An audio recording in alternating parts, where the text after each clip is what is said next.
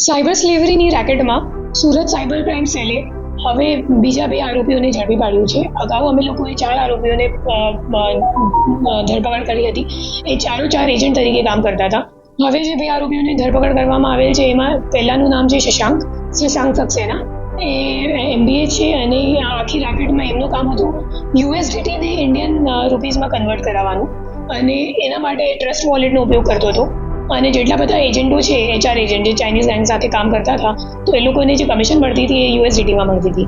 એ યુએસડીટીને પછી INRમાં કન્વર્ટ કરવા માટે એ લોકોએ શશાંક સક્સેનાનો હેલ્પ લીધો. અને જે આપણો મુખ્ય આરોપી છે નિપેન્દ્ર ચૌધરી, તો એ અને શશાંક સક્સેના છેલ્લા 1 વર્ષથી કોન્ટેક્ટમાં છીએ, અને એ છેલ્લા 1 વર્ષમાં ઘણા બધા ટ્રાન્ઝેક્શન્સમાં શશાંકે નિપેન્દ્રનું હેલ્પ કર્યું છે યુએસડીટીને INRમાં કન્વર્ટ કરવા માટે. પછી બીજો આરોપી જે છે એ સબ એજન્ટ તરીકે છે, એમનું નામ છે દાનિશ. અને દાનિશ સાથે હાલ અમે લોકો પૂછપરછ કરી રહ્યા છીએ. કોર્ટને અમે લોકોને 4 દિવસની બંને આરોપીઓ માટે રિમાન્ડ પણ આપી દીધી છે, અને હાલ આ દિશામાં તપાસ ચાલુ છે.